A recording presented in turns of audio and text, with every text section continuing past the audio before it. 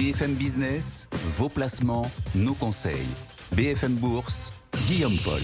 Allez, BFM Bourse, mardi 19 août, bonsoir et bienvenue si vous nous rejoignez sur BFM Business. On est à 5 petites minutes de la clôture à la Bourse de Paris. Pour l'instant, les affaires sont très bien engagées. Regardez le CAC 40 là, qui s'envole d'un peu plus d'1%, 1,25%, 7982 points désormais. Les choses se sont bien passées hier du côté de Washington. Ça a redonné un petit peu d'élan au marché qui garde un œil aussi évidemment sur ce qui va se jouer. On va en parler évidemment le week-end prochain, enfin en fin de semaine du côté de Jackson Hole aux États-Unis. C'est plus modéré du côté des États-Unis. Le Dow Jones qui grappille 0,2%, 45 003 points. Et puis l'indice Nasdaq, lui, qui bascule dans le rouge. On perd un peu plus d'1%, 21 402 points. Tout ça après 2 heures de cotation. On va passer ces 20 minutes avec nos invités. Xavier Patrolin, que je salue. Bonsoir Xavier. Bienvenue. Bonsoir, président fondateur d'Albatros Capital. Et Julien Kistrebert, gérant chez Taylor AM. Bonsoir Julien. Bienvenue également. Bon, marché là qui réagissent un petit peu au jour le jour. Alors qu'on disait hier un petit peu déconnecté des enjeux géopolitiques, et puis on voit Paris aujourd'hui qui réagit bien finalement à, je sais pas, on va dire quoi, l'absence de clash hier du côté de Washington. Est-ce qu'il y a une décorrélation? C'est une question qu'on posait déjà finalement aujourd'hui en 2025 entre les événements géopolitiques et la tenue des marchés. Xavier, ça c'est un sujet aujourd'hui, finalement. Oui, non. Là, en l'occurrence, il y a plutôt une... pardonne-moi, je vais employer le paradoxe, il y a plutôt une connexion. Oui. Puisque l'initiative de Trump est plutôt celle d'une tentative de médiation. Donc on se dirigerait plutôt, non pas vers la fin des combats sur le terrain, mais en tout cas vers une perspective de pacification, d'arrêt progressif. Donc le marché, au fond, il y a les marchés actions, il faut voir ce qui se passe sur le pétrole, par exemple, c'est un bon indicateur du risque géopolitique, ce qui se passe aussi sur l'or, et on voit que sur les 3 variables, en tout cas les marchés européens, l'or et le pétrole, on a plutôt un reflux. Ça veut donc dire que, premièrement, il n'y a pas eu de sanctions américaines en Alaska, donc on n'était pas dans une situation d'affrontement, alors que jusqu'avant, il y avait eu des déclarations, on était... une menace à 50 jours, puis une menace à 10 jours, puis après on palabre. Et au fond, ça a donné plutôt une indication, la palabre, la négociation, on reprend langue, et reprendre langue, c'est plutôt positif du point de vue géopolitique, même s'il n'y a pas eu de résultat. Ce qui a surpris probablement les marchés, c'est l'enchaînement, c'est-à-dire le vendredi en Alaska, puis le lundi à Washington. Le moins qu'on puisse dire, c'est que Donald Trump bat le fer tant qu'il est chaud. Ce qui est sorti lundi soir de Washington, probablement pas grand-chose, mais en tout cas une perspective, et la perspective importante, c'est le coup de téléphone des fameuses 40 minutes que donne Donald Trump à Vladimir Poutine, et de la perspective d'une rencontre dans les... on ne sait pas dans quel laps de temps. 15 jours peut-être. Voilà, entre Poutine et Zelensky. Donc ça, c'est plutôt, du point de vue géopolitique, un risque qui aurait tendance à diminuer. Puisque s'ils reprennent langue, les 2 protagonistes, c'est probablement pour essayer d'avancer sur le mode, si ce n'est pacifiste, en tout cas du dialogue, et de trouver un point de consensus. Donc, je pense qu'au contraire, j'ai entendu ce que tu as dit hier, je pense qu'au contraire, les marchés ont plutôt tendance à pricer le risque géopolitique en reflux. Alors après, ça peut te surprendre. On mettait en parallèle hier ce qui s'était passé en Iran il y a de ça quelques semaines, où là, évidemment, les marchés n'avaient pas véritablement accusé le coup. Il y avait eu un petit peu d'affolement sur le pétrole, mais de manière très épidermique, finalement. Donc comment est-ce que vous regardez ce couplage géopolitique tenue des marchés, vous, aujourd'hui? Le marché, il est assez froid, il regarde surtout l'impact économique. Je veux dire, quand on a eu le début de la guerre en Ukraine, le gros sujet, c'était le prix de l'énergie avec l'envolée du prix du gaz. On a été un petit peu rassuré, en tout cas, sur la capacité à importer du gaz liquéfié. Le marché, en tout cas européen, s'est un petit peu détendu sur ce sujet-là. On avait eu le sujet aussi un moment sur l'alimentaire, notamment les céréales, et puis on a vu qu'on a réussi un petit peu à trouver des solutions. Et puis sur l'Iran, c'est la même chose. S'il n'y a pas de blocage du détroit d'Ormuz, finalement... ça n'a pas d'impact réellement sur l'économie. Donc, je dirais globalement, sur la géopolitique, le marché, il est assez froid. Tant que ça n'a pas d'impact économique majeur, finalement, ça passe un petit peu à l'as.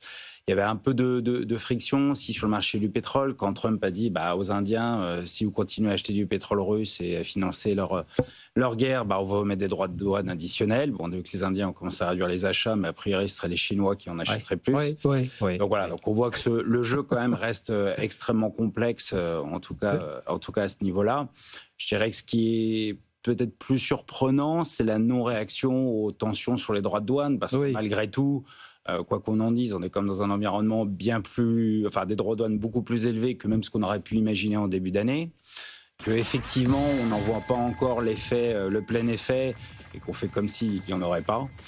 Donc voilà, donc c'est plus ça qui, à mon sens, est le plus surprenant sur les niveaux de marché. Les droits de douane sont un peu passés au second rang d'un seul coup, mais on va en reparler. Hein. C'est un feuilleton à tiroir, évidemment, un dossier à tiroir. 17h35 minutes 30 secondes, clôture du CAC 40 en hausse de 1,23% ce soir. 7981 points pour l'indice parisien à la clôture. On va regarder un petit peu le palmarès, comme on dit, des valeurs qui se sont le mieux défendues aujourd'hui sur le CAC 40. Les principales hausses, Capgemini, toujours là, qui récupère 3,43%. C'est la plus forte hausse.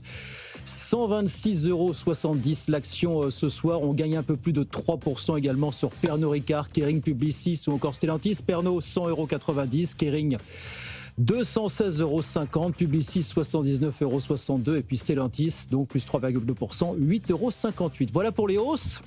Les baisses ce soir pour le CAC 40, un petit peu de dégagement contrairement à hier où les valeurs de la défense étaient bien comportées. Ce soir, on a un petit peu soufflé sur ce secteur, forcément. Thales qui perd 4% ce soir, 228,80 €. Et puis on perd 0,3, 0,4, 0,5, 0,6%. Allez sur Orange, 14,39 €. Safran, 292,10 €, moins 0,2% pour Unibail, 90,86 €. Et puis Airbus qui perd 0,2%, 183,84 €. Le CAC 40 en hausse de 1,23% ce soir à la clôture. 17h36, on continue de refaire la séance. BFM Bourse, on refait la séance. Toujours avec Xavier Patrolin et Justin Kistrobert. Bon, on a l'impression qu'effectivement, on regarde évidemment ce qui se passe du côté de Washington, de Moscou, de Kiev, mais on regarde bien sûr, surtout, on a les yeux focalisés, les esprits focalisés sur le Wyoming, avec Jackson Hole, donc vendredi prochain, le grand raout annuel des banquiers centraux et un Jerome Powell qui est de plus en plus attendu. Certains se disent, allez, va-t-il y avoir baisse des taux d'intérêt au mois de septembre ? On disait hier qu'il y avait 90%, 95% des acteurs de marché qui étaient convaincus, qu'il y en aurait une en septembre, mais un peu moins convaincus pour octobre désormais. Comment vous regardez ça, Julien ? Le marché attend quand même 2 baisses de taux d'ici la fin de l'année. Ouais. Septembre sûr, ça vous paraît acquis, vous ? Acquis, j'en sais rien. Vu les statistiques économiques, je ne sais pas s'il devrait baisser ses taux, mais on sait que la pression, on va dire, politique est extrêmement forte sur lui. Donc là, c'est un autre sujet, c'est un peu plus complexe à appréhender. En tout cas, ce qu'il y a de sûr, c'est qu'on a eu cette révision sur les chiffres de l'emploi qui ont entraîné, en tout cas comme conséquence, un marché qui s'est dit finalement, le marché de l'emploi ralentit, donc on va pouvoir baisser les taux. Puis il attend ça depuis tellement longtemps, des baisses de taux aux États-Unis, que un jour ou l'autre, ça va finir par arriver, de toute façon. Non, plus sérieusement, on a ça, on a eu le CPI, on s'est focalisé sur le CPI classique, moins sur le corps, on a un peu balayé l'idée du PPI.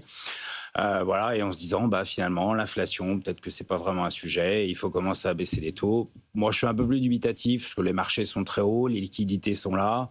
Il n'y a pas vraiment, à mon sens, de précipitation, mais c'est vrai que d'un point de vue politique, la posture est difficile à tenir pour Jérôme Powell, malgré l'indépendance qu'on présume, en tout cas de la Fed. L'environnement est assez compliqué pour Jérôme Powell. Il y a une posture difficile à tenir, puis il y a une inflation, on a vu les chiffres de juillet à 2,7, qui était égale à celle du mois de juin, 2,7 également. Puis on parlait hier des géants de la grande distrib qui commencent à délivrer. On a vu Home Depot, alors qui a fait un petit peu moins bien que le consensus, globalement. En termes de chiffre d'affaires, on est à un peu plus de 45 milliards de dollars. Mais alors, je note la déclaration du patron qui dit la dynamique qui a débuté au second semestre de l'année dernière s'est poursuivie tout au long du premier semestre. Les clients s'étant davantage engagés dans des projets de rénovation d'habitat de moindre envergure. Est-ce qu'il commence à y avoir dans l'esprit du consommateur américain l'idée que l'inflation va repartir du fait des droits de douane ? C'est ça qu'on guette, la façon dont le consommateur américain guette les choses finalement. Oui, en plus ça semble totalement inévitable. Puisqu'on a eu un effet de stockage sur le premier semestre qui a amorti l'impact des tarifs douaniers. Cet effet de stockage est en train de disparaître. Et donc les prix commencent, on est au tout début du processus. Après, jusqu'où ça va, on l'ignore. Mais ça ne se sent pas encore dans les prix de l'alimentaire, mais dans certains biens intermédiaires, ça commence. On observe, si on regarde par exemple l'inflation IPCH aux États-Unis, on voit par exemple les biens industriels Le régime d'inflation des biens industriels depuis une double décennie, c'est négatif. Au fond, c'est de la déflation. Hein, c'est l'effet de la mondialisation. Donc, on est entre -1 et -2. Là, les prix des biens industriels, des biens matériels manufacturés, c'est devenu positif. Ouais. Des services, on doit être à 3,5, 4 les services. Donc, on a des composantes de l'indice. On a le détail. Il doit y avoir peut-être 400 composantes dans cet indice, et il y en a plus de la moitié qui sont en contribution positive. Donc ça veut bien dire, on n'est pas retourné à la situation pré-Covid où c'était un petit 30% qui était en contribution positive. Là, on est toujours à 50%. Ça, c'est le premier point. Donc forcément, Jérôme Powell l'intègre. Donc le problème, c'est qu'il y a deux objectifs dans la politique monétaire de la Fed. Il y a l'objectif d'inflation et l'objectif du plein emploi. Et l'objectif essentiel pour la Fed, quoi qu'on en dise, c'est le plein emploi. D'autant plus quand on a Donald Trump à la présidence. Et le taux de chômage est relativement bas, mais moi je le dis toujours, c'est un taux de chômage un peu faussé, parce qu'on compare avec des taux de participation qui sont un point inférieurs à ce qu'ils étaient pré-Covid. Si on réintègre, on mettait un ISO taux de participation, le taux de chômage n'est pas à 4,1 ou 4,2, il est probablement à 6 ou 7%. C'est-à-dire le taux de chômage ressenti. Oui. D'accord ? Donc c'est ça qui gangrène la société américaine et qui l'a poussé à voter Donald Trump. Donc c'est pour ça que Donald Trump est aussi prioritaire. Puis je pense que Donald Trump, enfin en tout cas ses conseillers lui ont dit, écoute, ce que tu as fait sur ça va avoir un impact à venir. Donc lui, j'ose dire, il anticipe la récession. Le marché, lui, il est dans un autre trip, si j'ose dire. Mais plus court-termiste. Non, c'est pas ça. Il dit, OK, les droits de douane, c'est bien joli, mais on a l'antidote en face. On a le méga trend de l'intelligence artificielle. On a la baisse éventuelle des taux dont on discute septembre, octobre, novembre, peu importe. Il y aura une baisse des taux, puisqu'en taux réel, ils sont les plus restrictifs quand on fait une comparaison internationale. Et puis, the last but not the least, il y a l'impact budgétaire, c'est-à-dire les baisses de taux d'impôt. Oui. La baisse de la fiscalité, ça, c'est un soutien. Donc, le marché dit, OK, les droits de douane, ça va avoir des impacts, mais on a des antidotes en face. Oui. Le méga trend demeure, et en plus, on a des éléments de stimulation monétaire et de stimulation fiscale qui arrivent. Enfin, mais les droits de douane ne rentrent pas encore suffisamment pour baisser suffisamment les impôts à hauteur de ce qui a été promis par Trump. Voilà. Oui, non, mais le marché, il peut enjamber tout ça. Enfin, c'est ce qu'il est en train de faire. Est-ce que je partage ce point de vue ? Non, je ne le partage pas. Je trouve que on est face à une valorisation qui est excessive. Oui. Mais c'est ça qui se passe dans l'algorithme. Donc, pour en venir à Jérôme Powell, il est dans c'est le pire du pire, puisque les indicateurs d'inflation vont s'apprécier et les indicateurs d'emploi vont diverger, vont baisser. Donc il y a un V, et ça c'est le pire du pire pour la Fed et les gouverneurs de la Fédérale Réserve. Bon, donc il va devoir s'exécuter alors, Julien. Oui, a priori, en tout cas je partage l'analyse. Et pour juste revenir sur Home Depot, c'est intéressant, c'est que lors de la publication du premier trimestre, ils disaient pas de hausse de prix. Et puis là maintenant ils disent il va y avoir des hausses de prix. Donc on voit qu'il y a quand même un petit changement de discours, même s'ils essayent de diversifier, etc. L'impact est là. Et puis on va avoir les autres acteurs de la grande distribution qui vont intervenir bientôt, Walmart, Target, Lowe, etc. Donc on aura encore un peu plus de visibilité là-dessus. Qui ont valeur, on le disait hier, de quasiment d'indicateurs macroéconomiques. C'est notamment le cas pour Walmart, évidemment. Puisque vous parliez des marchés de l'IA, il y avait ce commentaire que je lisais de Bank of America Merrill Lynch qui disait c'est marrant, mais si on intègre l'IA, aujourd'hui le S&P 500 est bien plus que valorisé qu'à l'époque de la bulle Internet.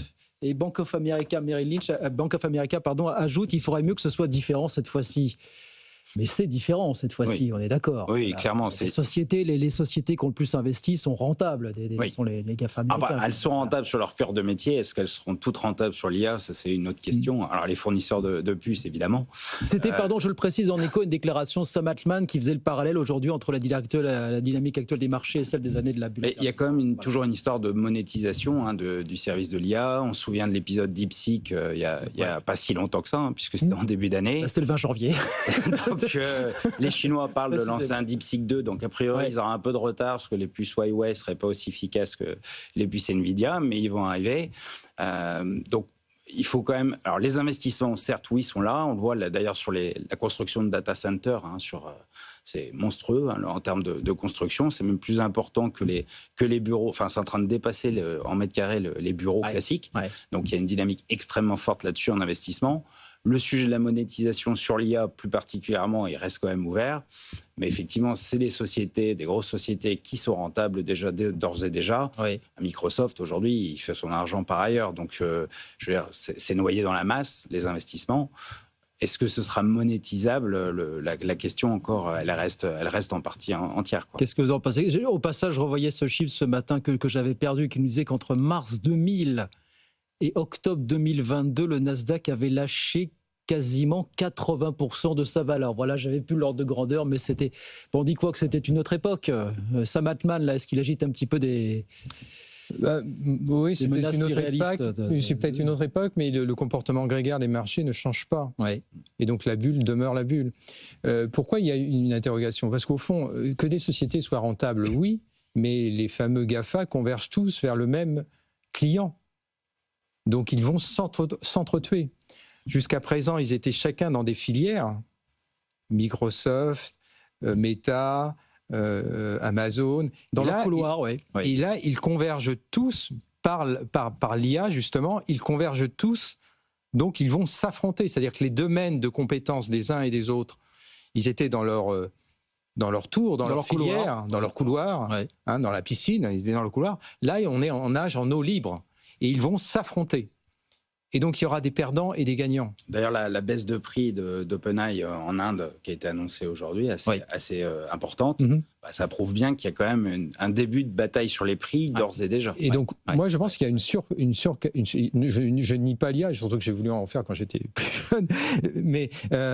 je pense qu'on a surdimensionné les espérances. Alors évidemment, pour l'instant, on est assis sur un méga trend. Il y a Nvidia qui met tout le monde d'accord en affichant trimestre par trimestre un carnet de commandes, une rentabilité, une croissance. Donc, mais là aussi, Nvidia, si on s'intéresse à la valorisation d'Nvidia, Nvidia, c'est the winner take all.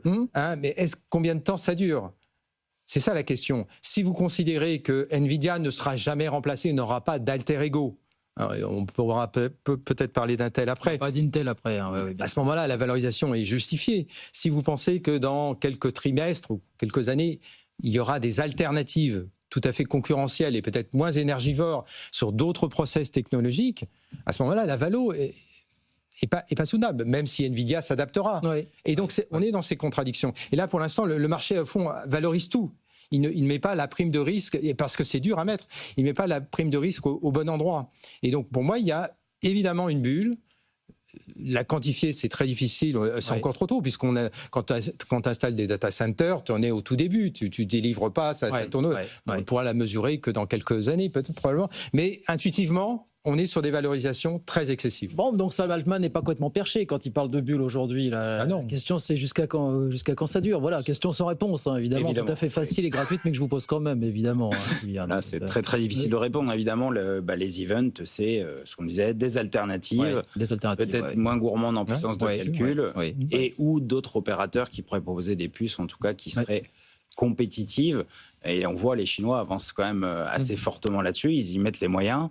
Huawei a en tout cas une solution qui n'est pas parfaite. Mais bon, ils ont commencé il y a très peu de temps. Donc, il est très probable que d'ici 1 an ou 2, en tout cas, ils auront des solutions qui seront compétitives ou à défaut, en tout cas, compétitives en prix. Puisqu'on parle d'NVIDIA, vous avez vu qu'aujourd'hui, il y a plusieurs sources qui affirment qu'NVIDIA est en train d'élaborer une nouvelle puce à l'intention des Chinois qui serait plus puissante aujourd'hui qu'H2O, dont la commercialisation vers la Chine a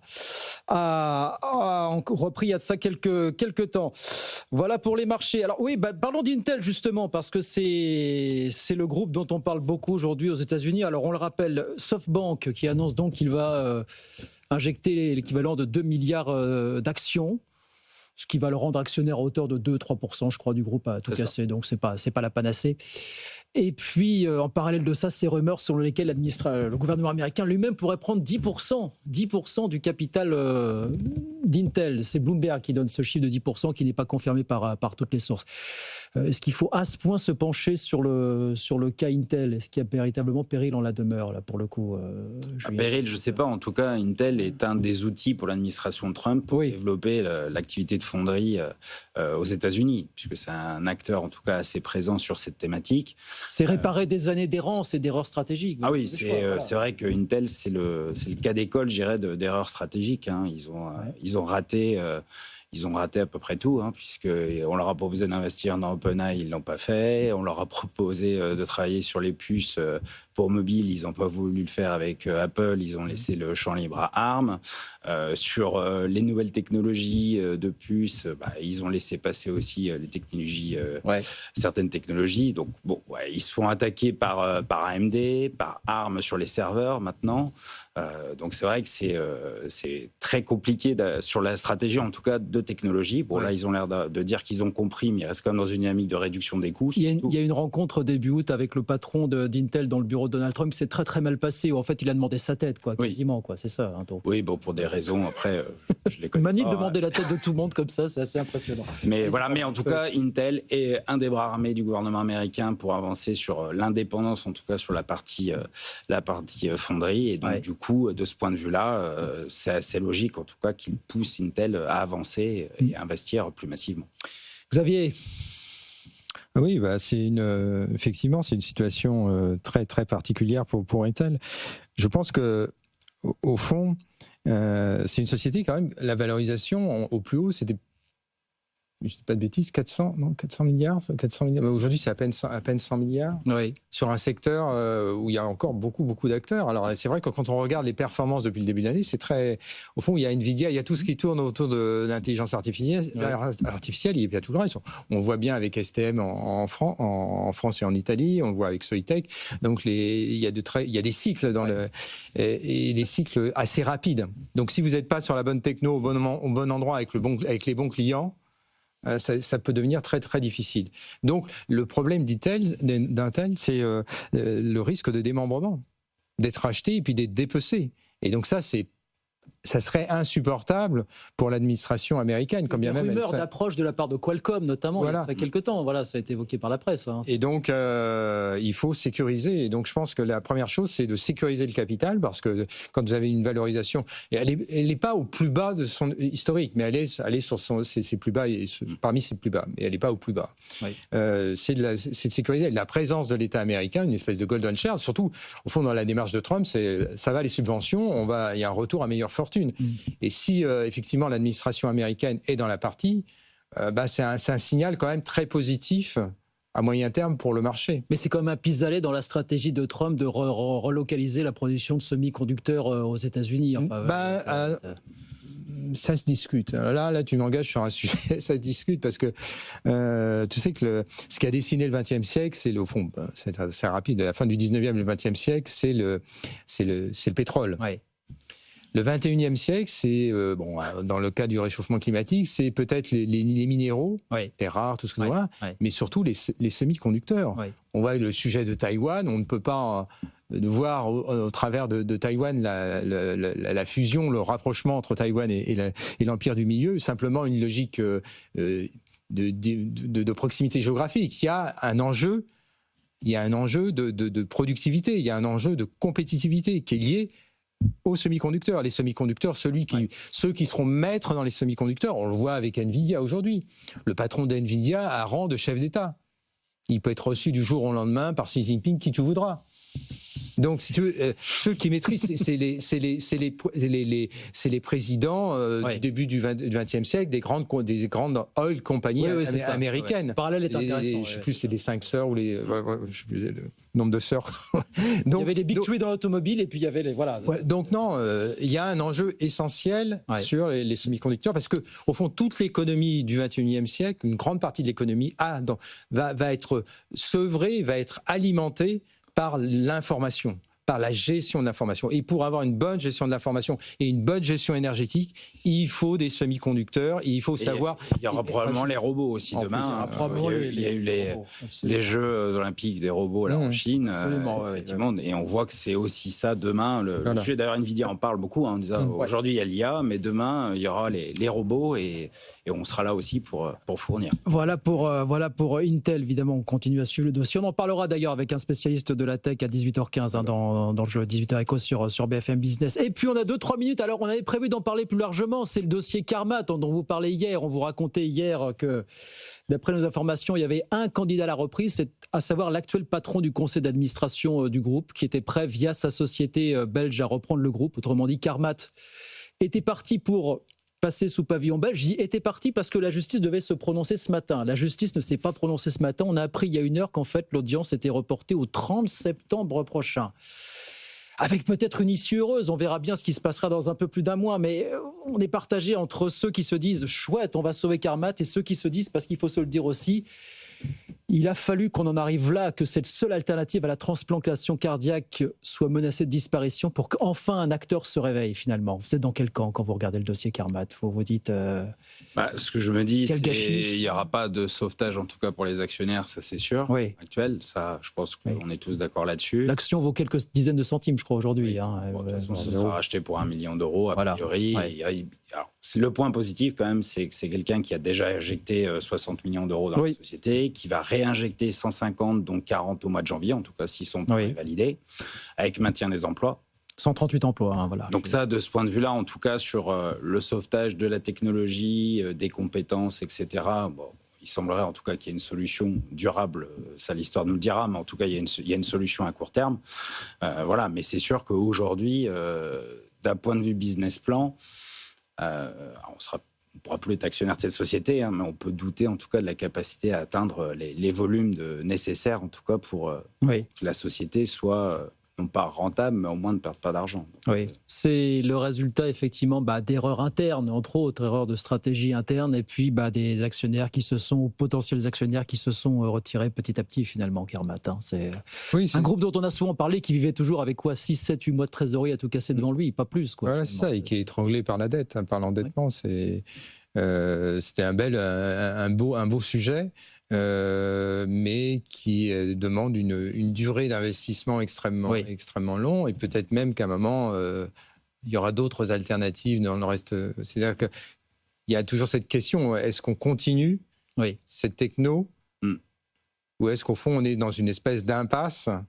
Comme tu le disais, Robin, c'est une impasse où les volumes ne passeront pas. Il y a bien eu des tests, il y a bien eu une augmentation d'espérance de vie, mais qui était assez courte, puis assez douloureuse d'une certaine façon. Quand il y a eu 2 décès en 2021 du fait de dysfonctionnement, effectivement. Donc, c'est un peu l'histoire aussi des biotech. On peut avoir des projets très prometteurs, très intéressants. Ça brûle trop de cash, c'est ça, c'est le problème. Ça brûle énormément de cash. Et donc, d'une certaine façon, on n'a peut-être pas le paysage capitalistique pour supporter une telle aventure. Peut-être que Carmat aux États-Unis aurait peut-être, puisqu'on voit la capacité qu'a le système financier américain à financer tout et n'importe quoi, si j'ose dire. Là, pour le cœur, c'est que moi, je conserve encore un souvenir ému de la première opération à cœur ouvert de ce professeur, c'est sud-américain, c'est dans les années 70. Et déjà, la transplantation d'un cœur, d'un donneur à un malade était déjà une performance exceptionnelle. Absolument. La Carmat transcendait la chose en passant au cœur artificiel, ce qui serait, parce que des maladies cardiaques, quand on extrapole les marchés, le marché, il y a du potentiel. Il y a du potentiel. Il y a un énorme potentiel. Le problème, c'est de passer de l'extrapolation du produit à l'extrapolation. Et c'est là-dessus qu'on bloque. Et sur le financement en fonds propres, parce que là, on a vraiment failli de ce point de vue-là. Voilà pour Carmat, auquel on souhaite bien sûr des meilleurs jours. Donc, nouvelle audience programmée le 30 septembre prochain pour le groupe français, la pépite française. Voilà, c'est déjà fini. Merci messieurs d'être venus en tout cas ce soir. Xavier Patrolin, président fondateur d'Albatros Capital, Julien Kistrebert, gérant chez Taylor AM. Merci messieurs, à très vite, avec plaisir pour de nouvelles aventures. 17h58, le 18h Echo arrive dans un instant. Toute l'information économique jusqu'à 18h30. À tout de suite. BFM Bourse, vos placements, nos conseils sur BFM Business.